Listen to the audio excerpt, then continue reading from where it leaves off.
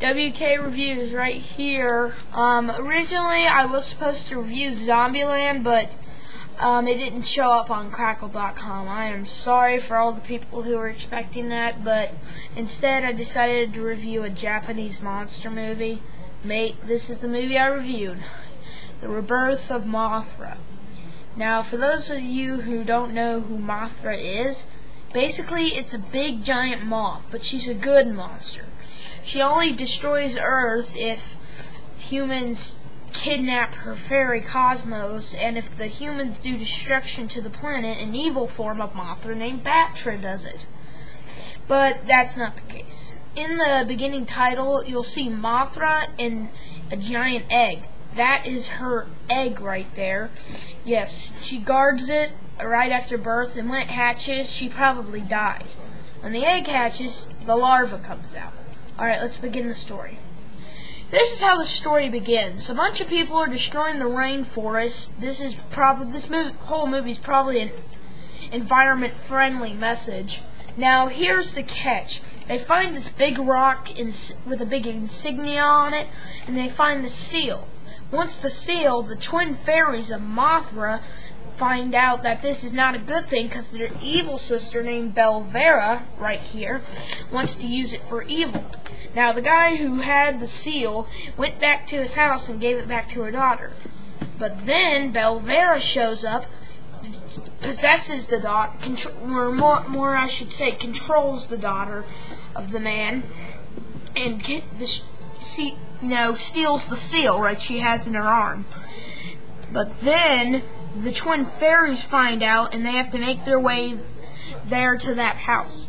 Meanwhile, the boy is being tortured by Belvera, and he's being chased by a dog up a tree. So the twin fairies help him out, and then they sneak into the house and try to defeat Belvera. There's a big fight, blah blah blah. Belvera gets away with the seal. But there's a good thing, because the little boy's sister is free of the control now, and her mom was tied up the whole time the fight was going on. So the little boy, the girl, and the twin fairies and the mom all get on a plane and head to the little boy's dad's workplace. There, Belvera wants to use the seal for evil to awaken Death Ghidorah. Now, Ghidorah in general is a very classic Godzilla villain. He's been in many of the films, mostly gold, but this is a good look for him, but there's some other traits that I'll have to talk about later. Next. But once Death Ghidorah is there, they have to call upon, the twin fairies don't want to do it since Mothra just hatched her egg, but they have to call upon Mothra to save the day. So that's exactly what happens. So Mothra and Death Ghidorah go out, and Mothra gets her butt kicked.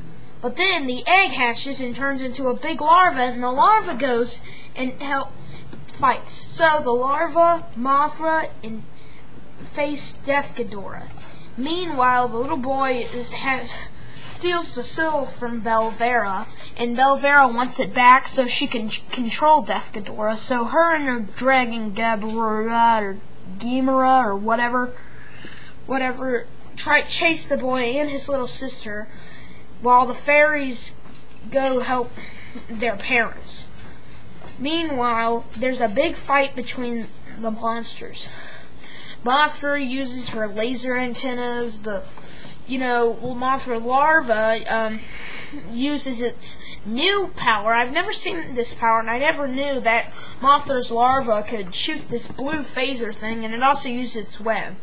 While Death Ghidorah, although it doesn't show it, he shoots fire at the larva and then lightning at the adult form. Meanwhile, they get all the fairies, the little boy's family, and the thing they're riding on, that little Mothra there, all get out.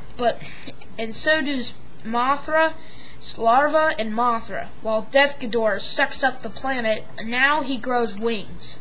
Originally he looked like this without any wings, but now he can fly now. But during the battle, Mothra right here got severely hurt, and she took the baby to the ocean, but she drowned in the ocean. So the baby Mothra had to cocoon, and the twin fairies went there to see it happen. But this time, when it comes out, it turns into Rainbow Mothra, a lot more powerful and faster than the original one. So, Rainbow Mothra has to fight the evil Death Ghidorah, and it does, and all the land that Death Ghidorah sucked up and destroyed is all grown back once it is destroyed, and the seal is put back. But Belvera gets away, so that opened up for a sequel. Alright, that's just basically the storyline. Now, here's the movie's traits. Now, I know most of this is people in suits and stuffed dolls and all that, but it's basic CGI. When that little Mothra is falling off the table, it's obvious CGI, and it doesn't look really good at all. And half of this is obvious green screen in the background. So, but hey, it's a Japanese monster movie, not War of the Worlds. I mean, seriously, what we're expecting. Although for a Mothra movie, when the adult form of Mothra drowned right in front of baby Mothra, that was a little sad, I thought. Not too sad, but a little sad.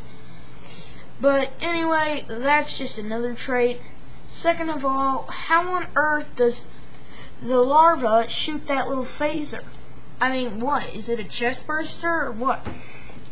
But whatever it was, it looked good.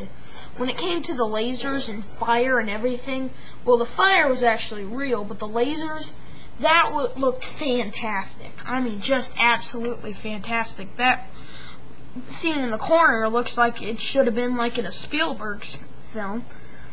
I mean, really. The last trait I have to have is probably Belvera is, well, not that evil looking, but the last trait is, it looks good. All of it looks good. So that's all I'm going to say. And keep in touch for part 2.